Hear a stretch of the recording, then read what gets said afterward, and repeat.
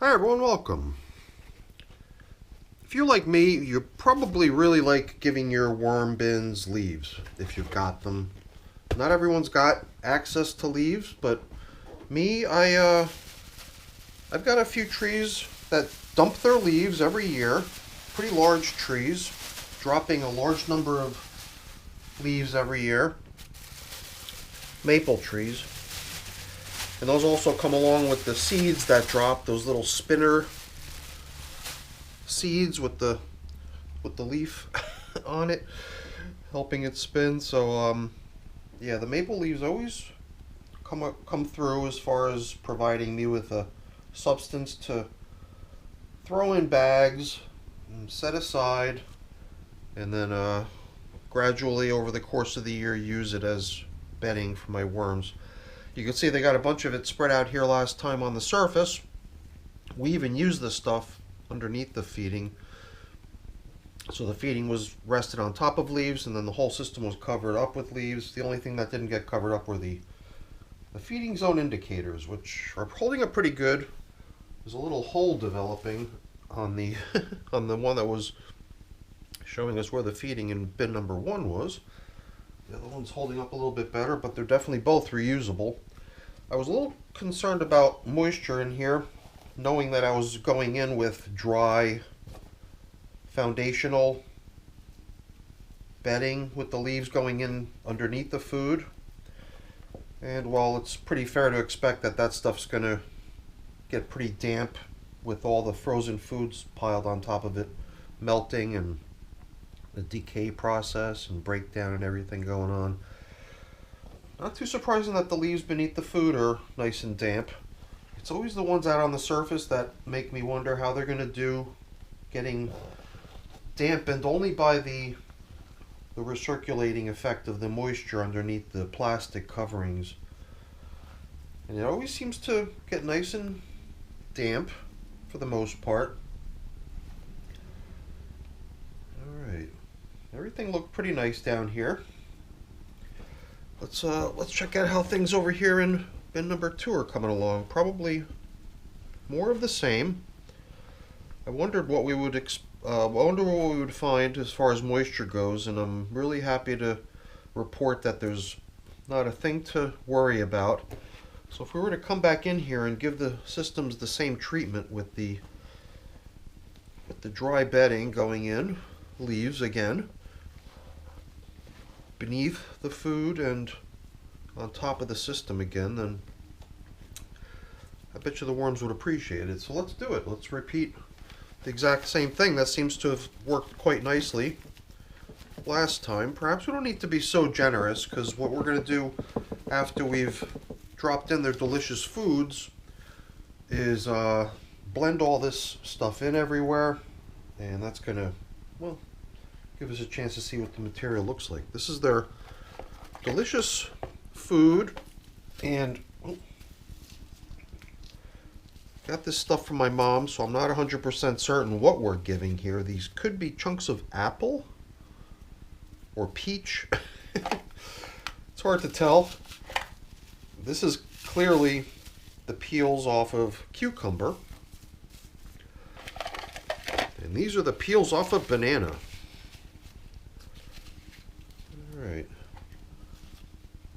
let's give them the rest of the meal in a second. I just wanted to, yeah, I got this sense that I was trying to split 3 banana peels 2 ways here. So I just did my best to make it fair. Whatever this is though over here, it looks like a peach with a piece of celery stuck to it. So maybe some of that stuff that was already chopped up was peach, and then that was the chopping up was the inspection point where it was possible to tell that it was not going to be human grade, but the worms are going to be happy to eat it.